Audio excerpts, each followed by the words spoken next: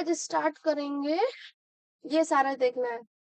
Verbal, non verbal, formal, informal, vertical, horizontal, diagonal और communication network और फिर PYQs करेंगे। तो देखो, जो वर्बल कम्युनिकेशन है, वाचिक संप्रेषण, इसमें क्या शब्द का इस्तेमाल होता है, वर्ड्स। ये आप दो तरीके से कम्युनिकेट कर सकते हो, एक ओरली बोलकर और दूसरा लिखकर, मौखिक और लिखित। ओरल कम्युनिकेशन जो होता है, जो वाचिक संचार है, जो मौखिक संचार है, वो ज्यादा नेचुरल और स्पॉन्टेनियस होता है ना। जब दो लोग बात कर रहे होते हैं तो बहुत सारी चीजें जो स्पॉन्टेनियसली भी आपस में बोलेंगे या फिर पूरे ग्रुप ऑफ मास में जो भी कहा जा रहा है ओरली। रिटन में क्या होता है, बहुत सोच समझ के लिखते हो, आपके पास ऑप्शन होता है कि जो आप लिख रहे हो उसको आप बाद में एडिट कर सको, इरेज कर सको, डिलीट कर सको। लेकिन जब आप ओरली बोल रहे हो तो आपने जो कह दिया वो पब्लिक तक चली गई, अब आप उसको फिर मैनिपुलेट कर सकते हो दूसरे शब्दों से, लेकिन जो आपने एक बार कह दिया वो चली गई। लेकिन जो रिटन कम्युनिकेशन है उसमें आपके पास ऑप्शन होता है कि आप उस चीज को मॉडिफाई कर सकते हो, एडिट कर सकते हो भेजने से पहले, है ना। फिर है नॉन वर्बल, गैर वाचिक संप्रेषण। इसमें शब्दों का इस्तेमाल नहीं होता है। जैसे कि एग्जाम्पल है, स्माइल करना, हंसना, गुस्से दिखाना, चुप हो जाना। ये जैसे कोई दो लोग आपस में झगड़ गए, है ना, फिर वो चुप हो गए, साइलेंस में आ गए, तो ये कम्युनिकेट कर रहा है कि मैं तुमसे गुस्सा हूँ या गुस्सा हूँ, इसलिए मैं बात नहीं कर रहा हूँ या कर रही हूँ, ठीक है। तो ये है नॉन वर्बल। इसको आप दो तरीके से कर सकते हैं, विजुअली या ऑडिटरी, सुन के या देख कर। एक थियरिस्ट रहे अल्बर्ट मेहराबियन, इन्होंने कहा है कि जो 55% इम्पैक्ट होता है किसी भी मैसेज का, वो नॉन वर्बल मोड के थ्रू होता है। आपने किसी भी इंसान को संदेश दिया, ओरली या रिटन, बोलकर या लिखकर, लेकिन आप उस मैसेज को किस तरीके से दे रहे हो, आपका बॉडी लैंग्वेज क्या है, आप खुश होके दे रहे हो कि गुस्सा होके दे रहे हो, या किस तरीके से आप उस मैसेज को डिलीवर कर रहे हो रिसीवर तक, तो वो पूरे मैसेज का 55% इम्पैक्ट पड़ता है। कंटेंट में क्या है वो तो है इम्पोर्टेंट, लेकिन ज्यादा इम्पोर्टेंट हो जाता है क्या, नॉन वर्बल, कि आप किस तरीके से उस मैसेज को उस इंसान तक पहुंचा रहे हो बिना कुछ शब्दों का इस्तेमाल किए। तो जो नॉन वर्बल कम्युनिकेशन है, गैर वाचिक संप्रेषण, इसमें देखो क्या क्या आ जाएगा, symbols, science, sounds, eye contact, facial expression, body posture, gesture, आप क्या इशारा कर रहे हो, फिजिकल अपीयरेंस, आप कैसे दिख रहे हो, आप किस तरह के कलर के कपड़े पहने हो, उसका क्या एक लैंग्वेज है, वो क्या कम्युनिकेट कर रहा है, कौन से ड्रेस कोड में आप हो। तो ये सारी की सारी चीजें क्या है, वो नॉन वर्बल, गैर वाचिक संप्रेषण में आती है, यहाँ पर शब्दों का इस्तेमाल बिल्कुल भी नहीं होता है, ठीक है। अब नॉन वर्बल कम्युनिकेशन के प्रकार क्या क्या है। एक है प्रोक्सेमिक्स, ये सारे के सारे टर्मिनोलॉजीज को याद रखना है क्योंकि एग्जाम अब नजदीक है, तो थोड़ा ध्यान से पढ़ो, और जो भी चीजें पढ़ा रही हूँ वो एग्जाम के अकॉर्डिंग है, ताकि आपके जो स्कोर है वो एग्जाम में अच्छे हो, ताकि आप एटलीस्ट नेट क्वालिफाई कर लो। अगर आपका पेपर 2 थोड़ा वीक भी है तो भी पेपर 1 के बेसिस पर आप नेट इजीली क्वालिफाई कर सकते हो। तो प्रोक्सेमिक्स क्या होता है कि किसी भी स्पेस जो बातें हो रही है और जो कम्युनिकेशन चल रहा है, जो कम्युनिकेशन चल रहा है वो किस स्पेस में चल रहा है, वो किस जगह पे हो रहा है, वो है प्रोक्सेमिक्स। पैरालिंग्विस्टिक क्या होता है, आप जो भी बातें बोल रहे हो, आपकी जो वॉइसेस है,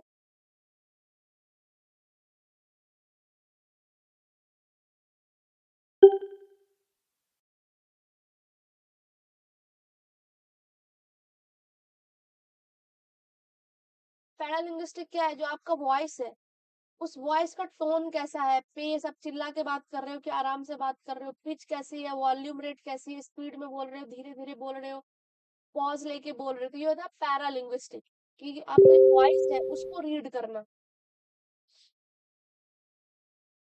फिर एक टर्म है किनेसिक्स, इंपॉर्टेंट। ये क्या करता है कि ये आपका जो शरीर है वो जो भी सिग्नल्स दे रहा है बात करने के अलावा, जैसे कि जेस्चर, आप क्या इशारे कर रहे हो, आई कांटेक्ट, फेशियल एक्सप्रेशन किस तरह का है, पोस्चर कैसा है। अगर मान लो दो इंसान बात कर रहा है, अगर कोई इंसान बहुत इंटरेस्टेड है तो वो एक्टिवली आमने सामने बैठ के आई कांटेक्ट मिलाकर बातें करेगा, लेकिन अगर इंटरेस्टेड नहीं है तो वो अवॉइड करेगा आई कांटेक्ट, उसके पोस्चर अच्छे नहीं होंगे, वो इंटरेस्ट नहीं दिखाएगा कॉन्वर्सेशन में, है ना। तो वो होता है किनेसिक्स। फिर है हैप्टिक्स। हैप्टिक्स मतलब कि जो आप टच करते हो तो उसका क्या मीनिंग है, अलग अलग कल्चर में अलग अलग टच के अलग अलग मीनिंग है ना। जापान वगैरह में किस तरीके से ग्रीट करते हैं, या फिर यूरोपियन नेशन में किस तरीके से ग्रीट करते हैं, या फिर ईस्टर्न नेशन में किस तरीके से ग्रीट करते हैं, तो ये वैरी करता है संस्कृति वाइज। ठीक है। फिर एक फोनेमिक्स। फोनेमिक्स क्या है, एक यूनिट ऑफ साउंड है जो कि एक शब्द को दूसरे शब्द से अलग करता है। आप किस तरह का ड्रेस पहन के आ रहे हो, आपका अपियरेंस क्या है, ये भी अपने आप में एक कम्युनिकेट करता है सामने वाले से, है ना। इसका भी अपना एक लैंग्वेज है, वो रिफ्लेक्ट कर रहा है वो कहना क्या चाह रहा है। फिर एक क्रोमेटिक्स, कम्युनिकेशन थ्रू कलर्स, कि हर कलर के अलग अलग मीनिंग है, जैसे व्हाइट है तो पीस, है ना। पिंक है तो पिंक को एसोसिएट कर देंगे विमेन से, इस तरीके से। फिर है आइकॉनिक, मतलब इमोटिकॉन, जैसे कि व्हाट्सएप पे इमोजीज भेजते हो ना, तो आप शब्दों के बजाय इमोजीज भेज देते हो और उससे ही वो आप जो कहना चाह रहे हो वो एक्सप्रेस हो जाएगा। ठीक है, तो वो है इमोटिकॉन्स। ये सारे के सारे 8 टाइप्स है किसके, नॉन वर्बल के, वेरी इंपॉर्टेंट। देखो किनेसिक्स क्या है, किनेसिक्स क्या है, study of non linguistic body movements, जो आपके शरीर है उसका जो मूवमेंट हो रहा है बिना शब्दों के, जैसे कि फेशियल एक्सप्रेशन, जेस्चर्स, तो ये सारे के सारे किस में आ जाएंगे, किनेसिक्स में। मेहराबियन कहते हैं कि जो आपका जो वर्ड है उसका इम्पैक्ट सिर्फ 7% होता है, आप जो कह रहे हो, लेकिन जो टोन है, वो कहने का जो तरीका है, उसका इम्पैक्ट 38% है, लेकिन जो बॉडी लैंग्वेज है वो मेजर, मतलब 100, अगर 100 है तो 55% कौन लेके चला जाता है, बॉडी लैंग्वेज। इसका ज्यादा असर होता है किसके मुकाबले, शब्द के मुकाबले, है ना। तो आप क्या कह रहे हो उससे ज्यादा इंपॉर्टेंट आप किस तरीके का व्यवहार कर रहे हो, जिससे भी आप संवाद कर रहे हो। ओके। तो नॉन वर्बल कम्युनिकेशन का एडवांटेज क्या है कि बहुत लार्ज ग्रुप है, फॉर एग्जांपल सिग्नल्स, है ना, रोड ट्रैफिक पे रेड ग्रीन येलो, तो आप बहुत सारे जो बड़े राइडर है सड़क पर, आप उसको रोकना चाहते हो तो रेड कर दोगे, येलो है कि अबाउट टू स्टार्ट, ग्रीन है कि गो, है ना। तो लार्ज ग्रुप के लिए नॉन वर्बल कम्युनिकेशन क्या है, बहुत ही फायदेमंद होता है, क्योंकि ये क्रिस्प छोटा रहता है, शॉर्ट रहता है, और आप अपनी इंफॉर्मेशन पहुंचा सकते हो कम समय के अंदर, बड़े मास लेवल पे। अब क्या क्लासिफिकेशन है कम्युनिकेशन का, पर्पस, उद्देश्य और शैली पर। एक है फॉर्मल कम्युनिकेशन। फॉर्मल कम्युनिकेशन मतलब औपचारिक संचार, इसमें क्या होगा कि आपको rules regulations conventions protocols follow करने पड़ेंगे। फॉर एग्जाम्पल अगर आप यूनिवर्सिटी में पढ़ते हो तो यूनिवर्सिटी में अगर आपको कोई कंप्लेन रेज करना है तो उसका प्रोसेस है कि प्रॉक्टर के पास कंप्लेन करोगे या एचओडी के पास करोगे, वहां पे कौन कंसर्न अथॉरिटी है जो उसको देख रहा होगा, है ना। तो ये है फॉर्मल। इनफॉर्मल में अनौपचारिक, इसमें कोई भी रूल्स रेगुलेशंस नहीं है, आपको आपस में दोस्तों के बीच में दिक्कत हो गई तो वो सीधा सीधी बोल सकते हैं, या जिस भी तरीके से अपने बात को व्यक्त कर सकते हैं बिना किसी नियम को फॉलो किए। फिर है क्लासिफिकेशन डायरेक्शन के अनुसार दिशा। वर्टिकल कम्युनिकेशन क्या होता है, लंबवत संचार, इस तरीके से, है ना, या तो नीचे से ऊपर की तरफ जाएगा या ऊपर से नीचे की तरफ। लैटरल और हॉरिजॉन्टल क्या है, क्षैतिज संचार, इस तरीके से, कि आप आपस में कुछ ग्रुप ऑफ फ्रेंड्स बैठे हैं, वो आपस में बातें कर रहे हैं, तो हो गया लैटरल। वर्टिकल, ऊपर आपका बॉस बैठा है, नीचे उसके सबऑर्डिनेट्स बैठे हैं, तो बॉस सबऑर्डिनेट से कुछ कहेगा या अपने को, अपने नीचे वाले को कहेगा, तो इसमें दो हो जाता है वर्टिकल में। टॉप टू बॉटम, ऊपर से नीचे की तरफ जाना, या फिर बॉटम टू टॉप, नीचे से ऊपर की तरफ। फिर एक डायगोनल कम्युनिकेशन, इसमें क्या है, ऊपर से नीचे की तरफ जाएगा, इधर भी जा सकता है, पूरा मिक्स रहेगा सब तरफ, इस तरीके से। फिर डायगोनल कम्युनिकेशन हो गया, विकर्ण संचार। देन है कम्युनिकेशन नेटवर्क, किस किस प्रकार के नेटवर्क दिखने को मिलते हैं जब संवाद होता है। एक है चेन, चेन मतलब इस तरीके से जाएगा, है ना। एक है व्हील, व्हील में क्या होगा, एक बीच में जो सेंटर में जो है ये सबको इंफॉर्मेशन दे रहा है, ठीक। इसका दूसरा नाम है स्टार, क्योंकि ये तारा के जैसा शक्ल ले लेता है। फिर एक सर्कुलर, सर्कुलर मतलब इसने इसको बोला, ये इसको बताएगा, ये इसको बताएगा, तो इस तरीके से चलता है। ऑल चैनल मतलब मिक्स है सारे का, तो इसमें चेन भी आ जाएगा, सर्कुलर भी आ जाएगा, स्टार भी आ जाएगा, सभी चीजें। ठीक है, सारे दिशा में ये फ्लो करता है।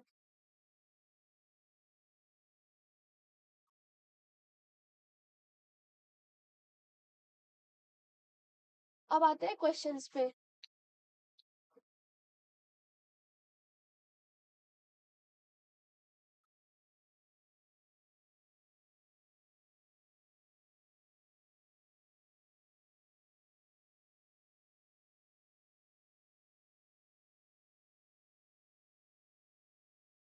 चलो, तो स्टेटमेंट बेस्ड क्वेश्चंस है। पहला क्वेश्चन ये है कि language and other symbolic means of communication are surely social products.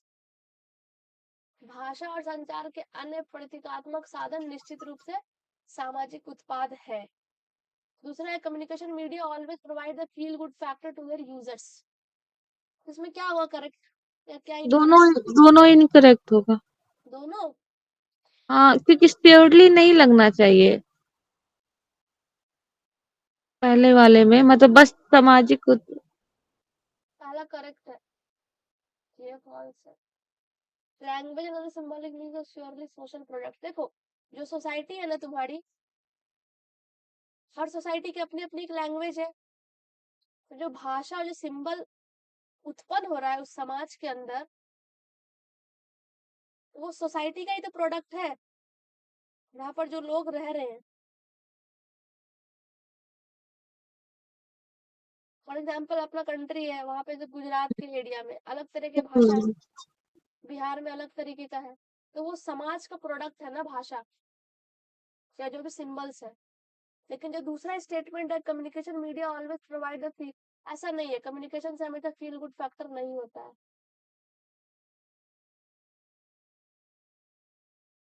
Next question है kinesics when used will communicate a persons. जो कैनेजिक्स है, जो बॉडी मूवमेंट्स की जो स्टडी है, नॉन लिंग्विस्टिक बॉडी मूवमेंट्स, तो ये क्या दर्शाता है किसी भी इंसान का? Social status, level of involvement, emotional question, political mobility, language ambiguity. क्या होगा इसमें? मल्टीपल करेक्ट है, 3 करेक्ट आंसर है।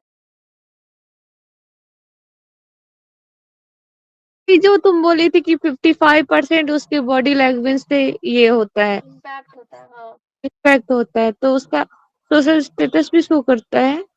देखो अब तुम बताओ। Level involvement, emotional question, B होगा, बी तो करेक्ट है। वो लेवल ऑफ कितना इन्वॉल्व इन्वॉल्वमेंट। है। हाँ, emotional question,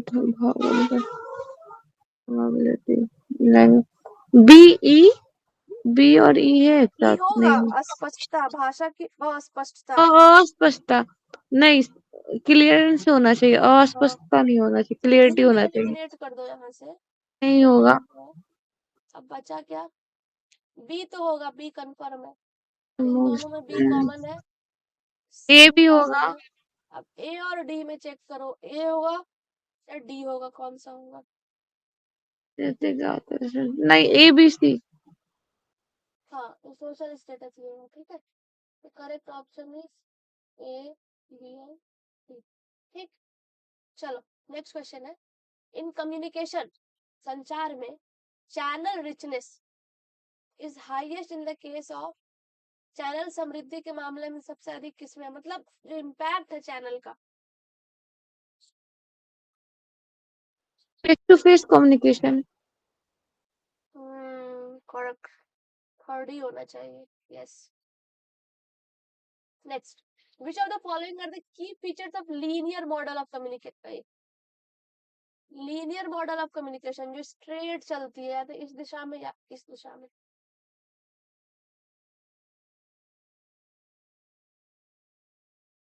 one way communication, manipulated feedback, absence of noise, used for mass communication, sender centric communication. देखो, इसमें 5 ऑप्शन है, पहले एलिमिनेट कर दो कि कौन इसमें नहीं हो सकता है। फीडबैक वाला नहीं होगा हाँ, क्योंकि क्योंकि वो स्टेट लीनियर है। चल रहे हैं। बी निकाल दो, ये भी कट गया, ये भी कट गया, बचा ये दोनों। इसमें ई ई सही है, डी डी सही है। ए और सी में देखो, देखो नॉइस पे तुम्हारा कोई कंट्रोल नहीं है, नॉइस बैरियर है ना। तो नॉइस तो प्रेजेंट रहेगा, रह भी सकता है, नहीं भी रह सकता है, तो ये श्योरिटी से तो हम नहीं कह सकते। तो सी भी ऑप्शन क्या होगा, एलिमिनेट हो जाएगा। ठीक, तो बच गया क्या, फोर्थ। फोर्थ करे, हाँ फोर्थ करेक्ट है। समझ आया? हाँ। नॉइस पे कोई कंट्रोल नहीं है, हो भी सकता है, नहीं भी हो सकता है, तो हम्म। श्योरिटी नहीं है कि एब्सेंट रहेगा ही। ठीक, हाँ। Next, non verbal signals are used, non verbal signals, ठीक, to emphasize and support the verbal communication. Second statement है, non verbal signals are not substitute for verbal communication. एक सही होगा, दूसरा गलत होगा। यस, स्टेटमेंट वन ट्रू है और ये फॉल्स है, क्योंकि सब्स्टिट्यूट, हाँ, नॉट सब्स्टिट्यूट मतलब सब्स्टिट्यूट नहीं है उसका वर्बल विकल्प है। कम्युनिकेशन। हम लोग बात करते हैं तो इशारा भी तो दिखाते हैं, इस तरह से करते हैं, तो वो एक सब्स्टिट्यूट हो गया ना नॉन वर्बल। कॉम्प्लीमेंट्री होगा वो, हाँ। कॉम्प्लीमेंट्री होगा। चलो ठीक है, next, which of the following are true of communication, very easy. Communication inevitable है, कि होना ही होना है, नॉन सोशल है, गैर सामाजिक, इरिवर्सिबल, कल्चरल, कंप्लीटली कमर्शियल। बहुत इजी है ये तो, कॉमन सेंस से बन जाएगा। जो जो नहीं है उसको एलिमिनेट कर दो, इजी हो जाएगा। बी नहीं होगा। नॉन सोशल, हाँ, गैर सामाजिक तो नहीं है, बात करना जरूरी है समाज के अंदर। अब देखो, डी डी करेक्ट है, ए और ए करेक्ट है, ठीक है, ए करेक्ट है, डी करेक्ट है, सी और ई में चेक करो। कंप्लीटली कमर्शियल नहीं हो सकते हैं, कभी कभी हम लोग नॉन कंप्लीटली कमर्शियल, नहीं है। ठीक है, कभी ये भी कभी नहीं क्या, है। अक्सर ही नॉन कमर्शियल रहता है, बातें हाँ। आपस में है ना, इनफॉर्मल में। चलो next question, communicative language is used by the people to get sympathy, ignore fellow travelers, placate or embarrass enemies and comfort friends. As a tool of communication, language suffers from emotional loadings, polar words and fictitious concepts. Very easy.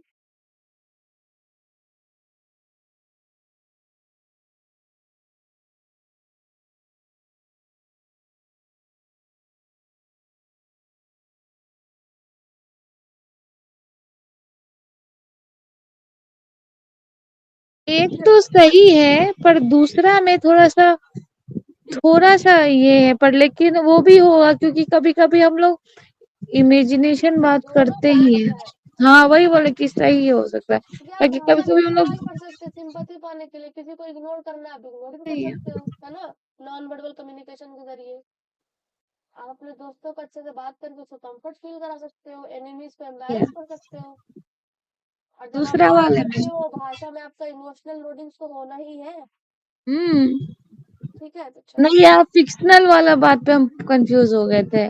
झूठ भी तो कह सकते हो तुम, कोई भी अवधारणा काल्पनिक अवधारणा भी हो सकती है, बिलीफ सिस्टम है अपना अपना। Next, when a communicated message is based in reference to another, जब एक संप्रेषित संदेश दूसरे के संदर्भ में आधारित होता है तो इसे क्या कहा जाता है? संदर्भ संदेश। When a communicated message based in reference, tension होगा। जब आप रेफरेंस, मतलब दो मैसेज, अगर आपका एक मैसेज है उसके अंदर का आप हिडन मीनिंग खोज रहे हो तो क्या होगा? मेटा, मेटा मैसेज, हाँ। Meta. Reference to another. Referential नहीं होगा, रेफरेंशियल का मैंने कल तुम्हें बताया था, रेफरेंशियल का क्या है कि आप जब इस्तेमाल करते हो किसी भी चीज को मैसेज कंस्ट्रक्ट करके कन्वे करने के लिए, जब आप मैसेज को बनाते हो और उसको कन्वे करते हो तो वो होता है रेफरेंशियल। फंक्शंस ऑफ कम्युनिकेशन कल पढ़ाया था ना, मैक्रो फंक्शंस, उसमें है ये। मेटा मैसेज क्या है कि आप, वो मैंने तुमको कुछ बोला, तुमने उस चीज का एक अलग से अपना मीनिंग निकाल लिया, तो हमने जो तुम्हें बोला तुम उसी के आधार पे अपना नया मैसेज निकाली ना, तो वो कहलाता है मेटा मैसेज। Okay okay. ठीक है, ये है। चलो next, which of the following are identified as non verbal practices of communication, very easy. Mimicking speeches, accent, posture, gait, dress. भाषा, भाषणों की नकल करना, लहजा, ढंग, चाल, पोशाक। अभी मैंने तुम्हें बताया है 8 तरह के टाइप्स है नॉन वर्बल कम्युनिकेशन के। उसमें ड्रेस था, ई तो करेक्ट है, तो इसमें डी और डी भी करेक्ट है। अब सी और ई, सी मतलब पोस्चर है, अब मिमिक मतलब ये तो वर्ड का इस्तेमाल कर लेगा ना, हाँ, ए नहीं होगा, तो ये बी। वर्बल हो गया, तो correct answer should be third. ठीक, एसेंट भी नहीं होगा, वो भी बोलना ही पड़ेगा एक्सेंट में तब। भी तुम्हारा आवाज आ जाएगा, अगर यहाँ पर पैरालिंग्विस्टिक रहता तो हो जाता। हाँ, उसमें क्या करते हैं पैरालिंग्विस्टिक में, इशारा ही पैरालिंग्विस्टिक होता। में जो आपका आवाज है ना, वॉइस, हाँ, उसके टोन अप एंड डाउन बदलते पिच, हैं, वो कितना ऑटो जोर से टोन बोल होते रहा हैं। है, धीरे से बोल रहा है, कितना हाँ, पॉज लिया है या क्या, किस तरीके से। तो वो शब्द को छोड़ के बाकी सारी कैरेक्टरिस्टिक्स। देखो नेक्स्ट क्वेश्चन है, the sequence of common elements in the field of experience, जो हमने आपको कल बताया था मॉडल्स विल्बर्ट का, उससे मैंने फील्ड ऑफ एक्सपीरियंस बताया था कि इधर सेंडर है, इधर रिसीवर है, फिर एक मैसेज है और एक चैनल है ना। लेकिन यहाँ पे एक फील्ड ऑफ एक्सपीरियंस है, इसके पास भी अपना भी फील्ड ऑफ एक्सपीरियंस है, उसी हिसाब से ये मैसेज को डिकोड करेगा और इसी हिसाब से मैसेज को एनकोड करेगा। तो सीक्वेंस बताओ कि क्या क्या सीक्वेंस हो सकता है, कि जो फील्ड ऑफ एक्सपीरियंस है किसी इंसान का, सबसे पहले उसके पास किस चीज का एक्सपीरियंस होगा, उसके बाद फिर क्या हो सकता है, फिर क्या हो सकता है। पहले तो भाषा ही जानेगा ना, तब ना वो रिसीव करेगा। हाँ तो पहला बताओ आंसर। पहला लैंग्वेज होगा, हम्म, लास्ट में बिलीव होगा, डी। बिलीफ लास्ट में होगा, वैल्यूज लास्ट में होगा। टू, उससे पहले डी होगा।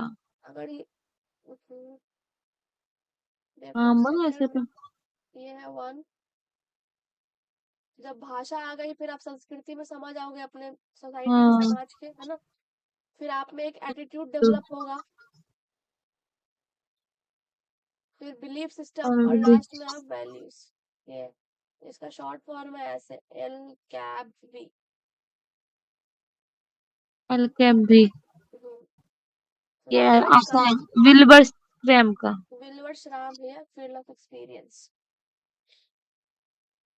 अब next, organisational communication is dash in nature, जो कहीं भी ऑर्गेनाइजेशन है वहां पर जो संप्रेषण हो रहा है, संचार हो रहा है, उसका क्या नेचर हो सकता है। ऑब्ट्रूसिव, ऑब्ट्रूसिव मतलब क्या बाधक, होता है?